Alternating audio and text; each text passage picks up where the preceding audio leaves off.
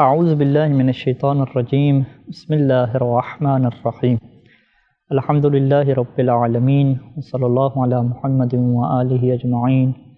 واللعنۃ الدائمۃ علی اعداء محمد وآل محمد اما بعد وفقنا اللہ وإیاکم للعلم والعمل الصالحین انشاءاللہ تعالی۔ نجف اشرف حرم امیر المؤمنین علیہ السلام سے انٹرنیشنل المعارف العلویہ شارکوس کا یہ دوسرا درس ہے کہ جس میں ہم کتاب النکاح کے متعلق احکام کو آپ کے سامنے پیش کر رہے ہیں۔ آج کا جو دوسرا درس ہے اس میں ہمارا موضوع گفتگو یہ رہے گا کہ اسلام نے جہاں شادی کی بہت زیادہ تاکید کی، نکاح کی زندگی کو سکون کی زندگی قرار دیا، محبت، احساس اور ہمدردی کی زندگی قرار دیا، وہیں اسلام نے شادی کے لیے آسانی پیدا کرنے کا بھی بہت زیادہ حکم دیا ہے، اور شادی کے لیے آسانی پیدا کرنے کے ساتھ ساتھ تمام لوگوں کو اس بات کی بھی تاکید فرمائی ہے کہ جب تم کسی کا انتخاب کرو اپنے شریک حیات کے طور پہ تو کون سی ایسی صفات ہیں کہ جو تمہارے لیے دیکھنا ضروری ہیں، اور کون سی ایسی صفات ہیں کہ جن کی طرف توجہ نہیں کرنی، تمہیں اس کو زیادہ اہمیت نہیں دینی۔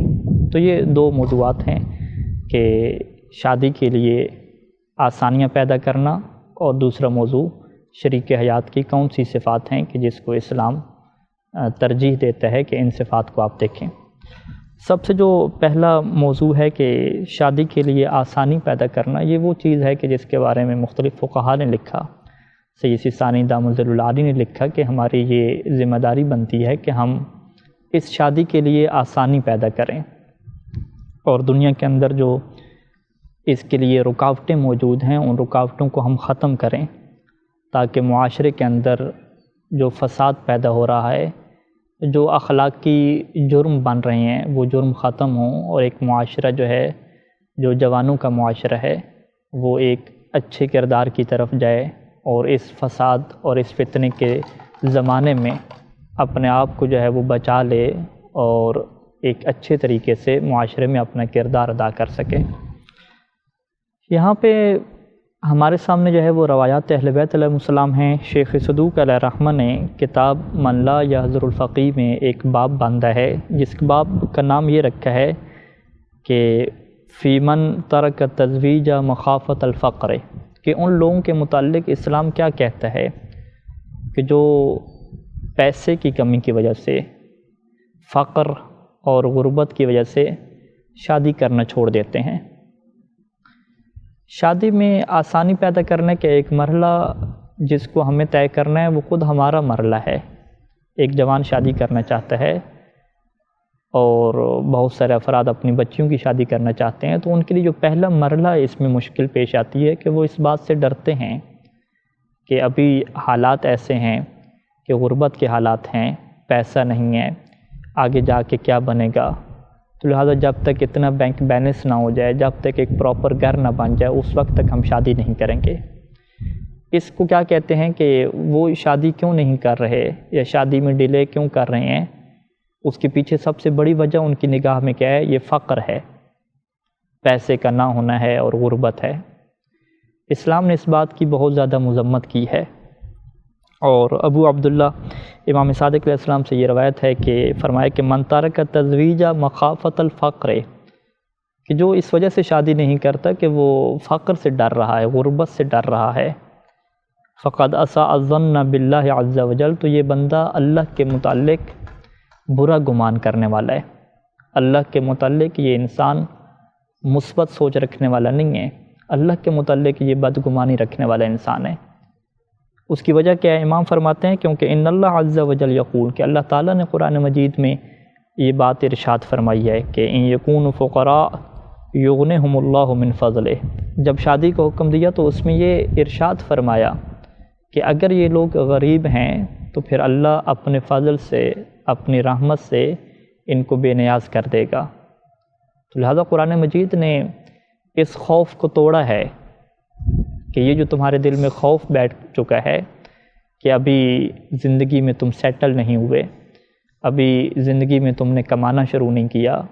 ابھی زندگی تمہاری صحیح طریقے سے بن نہیں پائی، تو لہٰذا تم شادی نہ کرو۔ قرآن مجید نے اس کو واضح انداز میں توڑا ہے، اور اسی وجہ سے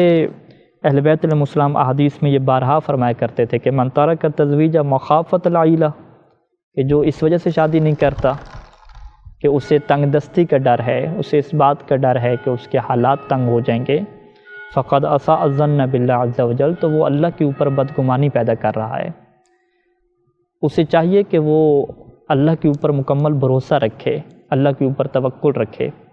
اپنی طرف سے محنت اور کوشش کرتا رہے اور اللہ کے اوپر مکمل بھروسہ رکھے، تب جا کے وہ اس بات کی طرف بڑھ سکتا ہے کہ اس کی شادی میں مشکلات نہیں آئیں گی۔ اور اسی وجہ سے روایات میں یہ ہے کہ شادی کے لیے جس طریقے سے آپ لوگ فقر اور غربت سے نہ ڈریں، اسی طریقے سے لوگوں کی شادی کروانے میں بھی آسانیاں پیدا کریں۔ ہمارے سامنے وسائل الشیعہ ہے اور اس میں باقاعدہ ایک پورا باب باندھا ہے کہ جس میں عنوان یہ مصنف نے دیا کہ استحباب السعی فی التزویج و شفاع فیہ، کہ شادی کے لیے کوشش کرنا یہ مستحب کام ہے، یہ بڑا ثواب کا کام ہے، اور شادی کے لیے سفارش کسی سے کرنا کہ تم آپس میں رشتہ طے کر لو، یہ بھی بہت بڑے اجر کا کام ہے۔ امام صادق علیہ السلام سے یہ روایت ہوتی ہے کہ من زوج اعزبا کان کمن ینظر اللہ الیہ یوم القیامہ، کہ جو کسی کنوارے کی شادی کروا دیتا ہے تو وہ ان لوگوں میں سے ہو جاتا ہے کہ قیامت کے دن پھر اللہ اس بندے کے اوپر رحمت کی نگاہ ڈالتا ہے۔ اس نے کیا کیا ہے؟ اس نے فقط اتنا کیا ہے کہ ایک کنوارے انسان کی شادی کروائی ہے، تو اللہ تعالیٰ قیامت کے دن اپنی رحمت کی نگاہیں اس کے اوپر ڈالے گا۔ وہ قیامت کے دن، وہ میدان حشر کہ جب ہر کوئی اس بات کو ترس رہا ہوگا کہ کاش اللہ اس کی طرف رحمت کی نگاہ ڈالے، تو جس بندے کا یہ کردار رہا ہوگا کہ اس نے ایک کنوارے کی شادی کرائی ہوگی، تو اللہ تعالیٰ اس کے اوپر اپنی نگاہ کرم ڈالے گا۔ امیر المؤمنین علیہ السلام بھی یہی بات ارشاد فرمایا کرتے تھے کہ افضل الشفاعات ان تشفع بین اثنین فی نکاح حتی یجمع اللہ بینہما، کہ بہترین جو سفارش ہے، بہترین جو واسطہ بننا ہے وہ یہ ہے کہ تم دو بندوں کے درمیان نکاح کے مسئلے میں جو ہے وہ سفارش کرو، تاکہ اللہ تعالیٰ ان کو نکاح کے بندھن میں باندھ دے اور انہیں میاں بیوی بنا دے۔ یہ سب سے بہترین سفارشوں میں سے ایک سفارش ہے۔ اور امام موسیٰ کاظم علیہ السلام بھی یہی فرمایا کرتے تھے کہ ثلاثہ یستظلون بظل عرش اللہ یوم القیامہ یوم لا ظل الا ظلہ رجل زوج اخاہ المسلم، کہ تین قسم کے لوگ ایسے ہیں کہ قیامت کے دن جب سائے کی ضرورت پڑے گی اور حشر کے میدان میں جب دھوپ ہوگی اور ہر کوئی چاہ رہا ہوگا کہ اسے سایہ نصیب ہو، تو وہاں پہ فرمایا کہ تین قسم کے لوگ ایسے ہوں گے کہ جو اللہ کے عرش کے سائے میں ہوں گے۔ ان میں سے پہلا بندہ وہ ہے کہ زوج اخاہ المسلم، کہ جس نے اپنے مسلمان بھائی کی شادی کروائی ہوگی۔ اپنے مسلمان بھائی کی شادی کروانا، اس کے لیے کوشش کرنا، یہ بہت بڑا اجر ہے، اور اس کا فائدہ اور اس کا ثواب قیامت کے دن میدان حشر میں انسان کے سامنے آ جائے گا۔ خداوند کریم سے ہم یہی دعا کرتے ہیں کہ خدا ہمیں اس نیک کام میں آگے بڑھنے کی اور مومنین و مومنات کے لیے شادی کے حالات کو سازگار کرنے کی توفیق نصیب فرمائے۔ اور یہ ہم سب کا جو ہے وہ کردار ہونا چاہیے کہ ہم شادی کے لیے راہیں ہموار کریں اور ہمیشہ سے شادی کو دنیا میں آسان کریں۔ اس کے بعد ہم جس گفتگو کی طرف بڑھنے جا رہے ہیں کہ شریک حیات کو جب انسان انتخاب کرے تو کون سی بنیادی صفات ہیں کہ جو اس کے اندر پائی جانا ضروری ہیں۔ سب سے پہلے ہم یہ کیٹیگری بناتے ہیں کہ ایک جوان ایک لڑکی کے اندر کون سی صفات کو دیکھے اور اسی صفات کے اوپر وہ اس سے شادی کرے۔ سید سیستانی دامت اللہ علیہ نے یہاں پہ جو مرکزی صفات ہمارے سامنے بیان کی ہیں، ان میں سے سب سے پہلی یہ صفت ہے کہ وہ خاتون ایک ایسے گھرانے سے ہو کہ جو دین اور اخلاق کے حوالے سے ایک بہترین گھرانہ ہو، جسے کریمت الاصل کہا جاتا ہے۔ اور یہاں پہ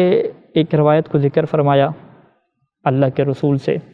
کہ جس میں اللہ کے رسول نے یہ فرمایا کہ اختاروا لنطفکم فإن الخال احد الزجیعین، کہ تم اپنے نطفے کے لیے اختیار کرو کیونکہ جو ماموں ہوتا ہے وہ بھی اس نطفے میں شریک ہوتا ہے۔ اور ایک اور حدیث میں ہے کہ اپنا جو نطفہ ہے اور شادی جب تم کرنے جا رہے ہو تو اس کے لیے تمہیں جانچ پڑت کرنی ہے، کیونکہ جو ماموں ہے اس کے اوپر آپ کے بچے جاتے ہیں، یعنی بچے ماموں کے کیا ہوتے ہیں؟ مشابہ ہوتے ہیں۔ اور اسی طریقے سے کچھ احادیث میں یہ ہے کہ انظر این تضع نفسک ومن تشرکہ فی مالک وتطلعہ علی دینک وصدقک فإن كنت لابد فاعلا فبکرا تنسب الی اہل الخیر والی حسن الخلق۔ یہ وہ احادیث ہیں کہ جو سید سیستانی دامت ظل العالی نے اپنی کتاب منہاج الصالحین میں کتاب النکاح کے شروع میں ذکر فرمائی، کہ جس میں امام علیہ السلام یہ فرماتے ہیں کہ تم اس بات کو بڑے غور و فکر سے دیکھو کہ کس بندے کو تم اپنے مال میں شریک کرنے جا رہے ہو، وہ کون سا بندہ ہے کہ جس کو تم اپنے رازوں کے متعلق آگاہی دینے جا رہے ہو، جس کو تم اپنے دین، اپنے عقائد کے متعلق آگاہی دینے جا رہے ہو۔ اور تم نے اگر شادی کرنی ہو فبکرن تنسب الی الخیر، تو ایسی باکرہ خاتون کو دیکھو کہ جو اہل خیر میں سے ہو، والی حسن الخلق، اور ایک ایسے خاندان سے ہو کہ جس کا اخلاق اچھا ہوتا ہے۔ ان جیسی روایات سے یہ بات ہمارے سامنے آتی ہے کہ لڑکی کے خاندان کو اور اس کے بائیوں کے کردار کو دیکھنا کتنا اہم ہے۔ تو یہ وہ بنیادی چیز ہے کہ انسان یہ نہ کہے کہ لڑکی تو اچھی ہے لیکن اس کے بھائی، اس کے والدین اور اس کا خاندان وہ دیندار نہیں ہے، وہ برے اخلاق کے مالک ہیں۔ تو اس چیز کی روایات میں جو ہے وہ مذمت فرمائی گئی ہے۔ فرمایا کہ ایک ایسی لڑکی کو دیکھو کہ جس کے بھائی، جس کا خاندان بھی اخلاق کے حوالے سے، دین کے حوالے سے اچھا ہونا چاہیے۔ اور دوسری جو صفت بیان فرمائی کہ خود جو لڑکی کا اپنا کردار ہے وہ بھی اچھا ہونا چاہیے، لڑکی دینی حوالے سے نیک کردار کی ہو۔ اور چھٹے امام اس چیز کو یوں بیان فرمایا کرتے تھے کہ انما المرأة قلادہ، کہ خاتون جو تمہاری بیوی بننے جا رہی ہے وہ تمہارا ہار ہے، تو تم یہ دیکھو کہ تم کون سا ہار پہن رہے ہو۔ اور پھر فرماتے کہ لیس للمرأة خطر لا لصالحتہن ولا لطالحتہن، کہ یہ جو بیوی ہوتی ہے اس کی کوئی قیمت نہیں لگا سکتے آپ، چاہے نیک بیوی ہو تو اس کی بھی کوئی قیمت نہیں ہوتی، چاہے بری بیوی ہو اس کی بھی کوئی قیمت نہیں ہوتی۔ پھر فرمایا کہ یہ جو نیک بیوی ہوتی ہے اس کی قیمت کیوں نہیں ہوتی؟ اس وجہ سے کہ اس کی قیمت سونا اور چاندی بھی آپ نہیں لگا سکتے۔ یا خیر من الذهب والفضة، کیونکہ یہ خود سونے اور چاندی سے افضل ہے۔ ایک نیک خاتون کی کوئی قیمت نہیں لگا سکتا، سونے چاندی سے وہ خاتون افضل ہوتی ہے۔ اور پھر فرمایا کہ جو بری خاتون ہوتی ہے، جو نیک خاتون نہیں ہے، اس کی بھی کوئی قیمت نہیں لگا سکتا۔ فرمایا کہ اگر اس کی قیمت آپ مٹی کو لگانا چاہیں تو التراب خیر منہا، مٹی اس خاتون سے افضل ہوتی ہے، مٹی اس خاتون سے بہتر ہے، مٹی بھی اس کی قیمت نہیں بن سکتی۔ تو یہ وہ نقطہ ہے، یہ وہ اہم چیز ہے کہ جس کو صادق آل محمد نے یہ فرمایا کہ دنیا میں تم جو سونے چاندی کو اور پیسے اور مال کو اہمیت دیتے ہو، تو اگر ایک نیک بیوی ہے تو وہ ان سب چیزوں سے بڑھ کے ہے، اس کی یہ چیزیں قیمت ادا نہیں کر سکتی، اس کی برابری نہیں کر سکتی۔ تو یہ وہ دو صفات ہیں کہ جس لڑکی کا انتخاب کرنے جا رہے ہیں اس کے خاندان کو دیکھیں گے آپ، اور دوسری کیا ہے کہ خود اس لڑکی کے نیک ہونے کو دیکھیں گے۔ تیسری چیز کہ جو اس خاتون کا جمال اور خوبصورتی ہے، کیا اس کو اہمیت دینی ہے یا نہیں دینی؟ تو روایات اہل بیت علیہ السلام میں فقط خوبصورتی کو اہمیت دینا اس کی بہت زیادہ مذمت کی گئی ہے، اور جس چیز کے اوپر تاکید کی گئی ہے وہ اس لڑکی کے خاندان کا اچھا ہونا اور لڑکی کے کردار کا اچھا ہونا، اس کا نیک ہونا ہے۔ اس کے علاوہ جو خوبصورتی ہے، جو جمال ہے، اس کو اہمیت دینا اور اسی کو پہلے نمبر پہ رکھنا، اس چیز کی مذمت آئی ہے۔ سید سیستانی دامت ظل العالی نے یہ لکھا کہ ایک مرد کے لیے یہ مناسب نہیں ہے کہ اس کی جو نگاہ انتخاب ہو وہ خاتون کے جمال کی وجہ سے ہو، اس کی خوبصورتی کی وجہ سے ہو یا اس کی دولت کی وجہ سے ہو، یہ بالکل اس کے لیے مناسب نہیں ہے۔ اور وہاں پہ سید سیستانی دامت ظل العالی نے نبی صلی اللہ علیہ وآلہ وسلم کی اس حدیث کو کوٹ فرمایا کہ جس میں اللہ کے رسول یہ فرمایا کرتے تھے کہ من تزوج امرأة لا يتزوجها الا لجمالها لم ير فيها ما يحب، کہ جو بندہ کسی خاتون سے شادی کرتا ہے اور وہ شادی کیوں کر رہا ہے، لا يتزوجها الا لجمالها، وہ اس سے شادی نہیں کرتا مگر کیوں شادی کر رہا ہے؟ کیونکہ وہ خوبصورت ہے، اس کی خوبصورتی اسے بھا گئی تھی تبھی اس نے اس کے ساتھ شادی کی۔ تو فرمایا کہ یہ شخص جو ہے وہ شادی کے بعد اس خاتون کے اندر خوبصورتی کو نہیں دیکھ سکے گا۔ شادی سے پہلے تو وہ خاتون اسے اٹریکٹ کرتی تھی، اچھی لگتی تھی، اس کو بھاتی تھی، لیکن شادی کے کچھ ماہ گزرنے کے بعد پھر حالات ایسے ہو جائیں گے کہ اس شخص کو وہ خاتون اچھی نہیں لگے گی۔ وہ جس جمال، وہ جس خوبصورتی کی بنیاد پر اس نے شادی کی تھی، اب وہ خوبصورتی اس کو نظر نہیں آئے گی، کیونکہ یہ بات واضح ہے کہ خوبصورتی کا تعلق انسان کی آنکھ سے ہوتا ہے، دیکھنے والی کی آنکھ سے ہوتا ہے۔ بہت ساری آنکھوں کو کوئی چیز خوبصورت لگتی ہے تو وہ دوسری آنکھوں کو خوبصورت نہیں لگتی، کچھ عرصے کے لیے خوبصورت لگتی ہے تو پھر بعد میں وہ خوبصورت نہیں لگتی۔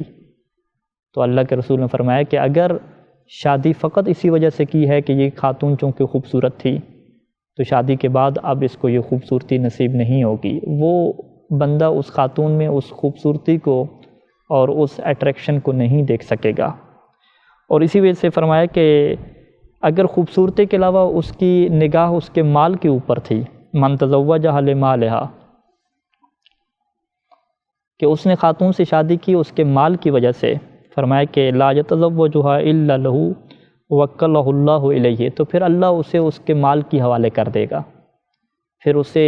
بیوی تو نصیب نہیں ہو سکے گی۔ پھر وہ جو قرآن نے کہا تھا کہ بیوی سے سکون ملتا ہے،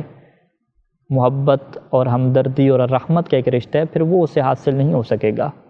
پھر اللہ اسے مال کی طرف ہی چھوڑ دے گا، بس وہی چیز اسے مل پائے گی، اور اس سے اس کی دنیا میں نہ اسے سکون مل سکے گا، نہ اسے آخرت میں سکون مل سکے گا۔ اور اسی طرح سے سید سیستانی دامت ظل العالی نے لکھا کہ اہل بیت علیہم السلام کے کلام میں یہ جملہ ملتا ہے کہ فَعَلَيْكُمْ بِذَاتِ الدِّينِ، کہ تمہاری یہ ذمہ داری ہے کہ تم دیندار خاتون سے شادی کرو، اس کی خوبصورتی کو اور اس کے مال کو تم نہ دیکھو۔ اور یہ اللہ کے رسول ایک دفعہ فرمانے لگے کہ ایھا الناس ایاکم وخضراء الدمن، کہ اے لوگو اس بات سے بچو۔ کس بات سے بچو؟ فرمایا کہ یہ جو گندگی کے ڈھیر کے اوپر سبزی ہوتی ہے، اس سے تم بچ کے رہو۔ تو لوگوں نے سوال کیا کہ یا رسول اللہ وما الخضراء الدمن، کہ یہ گندگی کے ڈھیر کی سبزی کا کیا مطلب ہے؟ یہ تعبیر جو آپ بول رہے ہیں اس سے آپ کیا بتلانا چاہتے ہیں ہمیں؟ فرمایا کہ المرأۃ الحسناء فی منبت السوء، کہ خوبصورت خاتون لیکن اس کا جو خاندان ہے، خود اس کا جو کردار ہے وہ برا ہے۔ خوبصورتی تو ہے لیکن اس کے کردار میں اور اس کے خاندان میں جو ہے وہ آپ کو بری چیز نظر ملتی ہے، تو ایسی خاتون سے بچنے کا حکم دیا۔ تو لہذا خلاصہ کلام کیا ہوا کہ کسی خاتون کے انتخاب میں جن چیزوں کو مقدم کرنے کی اور جن چیزوں کی اہمیت ہے وہ فقط اس کا دین ہے، اس کے خاندان کا اچھا ہونا ہے، اس کے علاوہ اس کے مال اور اس کے جمال کی اسلام نے جو ہے وہ مذمت کی ہے کہ اس چیز کو تم فوکس نہ کرو، کہ اس کی خوبصورتی کو فوکس کرو یا اس کے مال کو فوکس کرو۔ اور اسی طریقے سے ہم دوسرے مرحلے میں جاتے ہیں کہ خاتون جب کسی مرد کا انتخاب کرتی ہے تو اس کی کیا ذمہ داری ہے کہ کون سے مرد کو وہ دیکھے۔ تو یہاں پہ سید سیستانی دامت ظل العالی نے لکھا کہ مرد بھی وہ ہونا چاہیے کہ جو پاک دامن ہو، جو دیندار ہو، کہ جس کا اخلاق اچھا ہو۔ اور اس بات کو اللہ کے رسول نے یوں سمجھایا تھا، فرمایا کرتے تھے کہ نکاح جو ہے وہ ایک ایسی چیز ہے کہ جس میں تم اپنی بیٹی کو کسی کی غلامی میں دے رہے ہو، تو پھر یہ تم دیکھو کہ تم اپنی لخت جگر کو کس کی غلامی میں دے رہے ہو۔ یعنی تم یہ نہ سوچو کہ وہ بندہ جو ہے وہ شوہر ہے اس کا، تم اس طرح سے یہ دیکھو کہ اگر یہ مالک ہو اور اس کے پاس کوئی غلام ہو تو اس کا کردار کیسا رہے گا۔ اگر اس کا کردار اپنے غلاموں سے بھی برا رہتا ہے، یعنی وہ برے اخلاق کا مالک ہے، تو خبردار اپنی بیٹی کا رشتہ اسے نہ دینا۔ یہ جو تعبیر بیان فرمائی کہ تم بالکل اس کو اسی طریقے سے دیکھو کہ گویا کہ یہ اس کی غلامی میں جا رہی ہے، تو اگر وہ غلاموں کے ساتھ برا سلوک کرتا ہے تو پھر تمہاری بیٹی کے ساتھ بھی برا سلوک کرے گا۔ اور چھٹے امام نے اس چیز کو منع فرما دیا کہ اپنی بیٹی کی شادی جو ہے وہ شارب الخمر شرابی سے نہ کرو۔ فرمایا کہ جو اپنی بیٹی کی شادی ایک شرابی انسان سے کرتا ہے تو اس نے اپنی جو رشتہ داری ہے اس بیٹی سے توڑ ڈالی ہے، اس کو ختم کر دیا ہے۔ اور امام رضا علیہ السلام کو ان کے چاہنے والے نے جب یہ خط لکھا، اور اس روایت کو صحیح سیستانی نے منہاج الصالحین میں لکھا ہے، اور اس نے پوچھا کہ ایک قریبی ہیں ہمارے رشتہ دار ہیں اور انہوں نے ہماری طرف شادی کا پیغام بھیجا ہے، لیکن مشکل یہ ہے کہ جس لڑکے کا پیغام بھیجا ہے اس کے اخلاق میں ہمیں مشکل نظر آ رہی ہے کہ وہ برے اخلاق کا مالک ہے۔ تو امام نے لکھا کہ لا تزوجہ ان کان سیء الخلق، کہ اگر اس کا اخلاق برا ہے تو خبردار اس کے ساتھ تم شادی نہ کرنا۔ تو ایک کیسا مرد ہونا چاہیے جس سے خاتون شادی کرے؟ اہل بیت علیہ السلام کی نگاہ میں اس کا اخلاق اچھا ہونا چاہیے، وہ اچھے اخلاق کا مالک ہو اور وہ دیندار ہو۔ کہ وہ مرد کیسا ہونا چاہیے؟ وہ دیندار ہونا چاہیے، وہ شخص پاک دامن ہونا چاہیے۔ تو یہاں پر بھی ہمیں یہ چیز سامنے ملتی ہے کہ مرد اور وہ لڑکا جس سے شادی کرنے جا رہے ہیں اس کو بھی اخلاق کے اعتبار سے اور دین کے اعتبار سے پرکھنا ہے، نہ کہ مال کے اعتبار سے پرکھنا ہے۔ اور اسی وجہ سے سید سیستانی دامت اللہ علیہ نے لکھا کہ چونکہ معیار جو ہے وہ دین ہے اور اچھے اخلاق کا ہونا ہے، تو فرمایا کہ اگر تمہاری طرف کوئی ایسا رشتہ آئے کہ جس کے اخلاق اور دین سے تم مطمئن ہو تو فوراً اس سے اپنی بیٹی کی شادی کر دیا کرو۔ اور یہاں پہ اللہ کے رسول کی اس حدیث کو کوٹ کیا کہ جو اہل سنت کے ہاں بھی ہے، جو ہماری کتابوں میں بھی ہے، بڑی مشہور حدیث ہے کہ اللہ کے رسول یہ فرمایا کرتے تھے کہ اذا جاءکم من ترضون خلقہ ودینہ فزوجوہ ان لا تفعلوہ تکن فتنة فی الارض وفساد کبیر، کہ اگر تمہارے پاس وہ بندہ ہے کہ جس کے تم اخلاق کے اوپر راضی ہو اور جس کے دین کے اوپر تم راضی ہو تو اس سے تم شادی کر دینا۔ اور پھر اللہ کے رسول نے فرمایا کہ اگر اخلاق اور دین کے اوپر مطمئن ہونے کے باوجود تم نے شادی نہ کی تو زمین کے اوپر بہت بڑا فساد کھڑا ہو جائے گا، بہت بڑا فتنہ کھڑا ہو جائے گا۔ یعنی دیندار اور اخلاق والے لوگوں کو شادی کے لیے مقدم نہ کرنا، ان کے ساتھ اپنی بیٹیوں کی شادی نہ کرنا، اس بات کا سبب بن جائے گا کہ اب معاشرے میں فساد ہوگا، کیونکہ جب دیندار اور اخلاق والے انسان کو چھوڑ کے دوسرے کسی سے شادی کریں گے تو وہ اس کے ساتھ ظلم کرے گا، اس لڑکی کے ساتھ زیادتی کرے گا، ان کے لڑائی جھگڑا ہوگا، ایک فتنہ اور فساد کیا کھڑا ہو جائے گا۔ اور اسی وجہ سے سید سیستانی دامت اللہ علیہ سے جب یہ سوال پوچھے جاتے تھے کہ رشتے ہمارے ہاں ہوتے ہیں طے، لیکن خاندانی کچھ مشکلات آ جاتی ہیں کہ ہم نے اس خاندان میں رشتہ نہیں کرنا، وہاں نہیں کرنا، یہ مشکل ہے، تو وہاں پہ سید سیستانی نے لکھا کہ تم اپنی نگاہوں کے سامنے اللہ کے رسول کی اس حدیث کو رکھو۔ وہ یہی حدیث ہے کہ تمہارے پاس اگر کوئی رشتہ لے کر آتا ہے اور تم اس کے اخلاق اور دین کے اوپر مطمئن ہو تو شادی کر دیا کرو، اگر تم ایسا نہیں کرو گے تو زمین کے اوپر فساد اور فتنہ بپا ہو جائے گا۔ اور اسی وجہ سے جو ہے وہ دین نے اہمیت اسی بات کی دی ہے کہ تمہاری جو ذمہ داری ہے وہ یہی ہے کہ تم ہمیشہ جو ہے وہ دین کو دیکھو اور اخلاق کو دیکھو۔ اور ایک اور مسئلہ جو آخر پہ ہم جس کو ڈسکس کر لیں کہ بعض اوقات لوگ جو ہے وہ دین اور اخلاق کو دیکھنے کے بعد بھی شادی کے لیے استخارہ کرواتے ہیں، تو اس کے متعلق سید سیستانی دامت اللہ علیہ نے کیا لکھا؟ سب سے پہلے تو انہوں نے استخارہ کے متعلق یہ لکھا کہ استخارہ کوئی غیب کی خبر کو، کوئی غیب کی باتوں کو کشف نہیں کرنا کہ یہ لڑکا کیسا رہے گا، یہ لڑکی کیسی رہے گی، کوئی غیب کی کوئی خبر نہیں ہے۔ استخارہ وہاں پہ ہوتا ہے کہ جب آپ نے مشورہ کیا دوستوں سے، رشتہ داروں سے، جو لوگ جاننے والے تھے ان سے مشورہ کیا، آخر پہ آپ مطمئن نہیں ہو سکے، کوئی فیصلہ دل کے اندر نہیں ہو رہا، ایک پریشانی کی کیفیت ہے، تو وہاں پہ آپ اللہ سے طلب خیر کرتے ہیں اور استخارہ کرتے ہیں، یہ وہ مورد ہے۔ اور شادی کے متعلق کیا فرمایا کہ شادی کے متعلق ایک والد کو یہ چاہیے کہ جب اس کے پاس بیٹی کا رشتہ آتا ہے اور وہ اس کا شرعی اور عرفی طور پہ کف ہے، شرعی اور عرفی طور پہ اس کا ہم پلہ ہے، تو وہ اس مسئلے میں پھر استخارہ کبھی نہ کرے۔ اگر وہ مطمئن ہے کہ یہ لڑکا اخلاق کے اعتبار سے، دین کے اعتبار سے درست ہے اور میری بیٹی کے لیے مناسب ہے، تو پھر اسے چاہیے کہ وہ استخارہ نہ کرے۔ اور یہاں پہ سید سیستانی دامت اللہ علیہ نے استخارہ کرنے کو مناسب نہیں سمجھا۔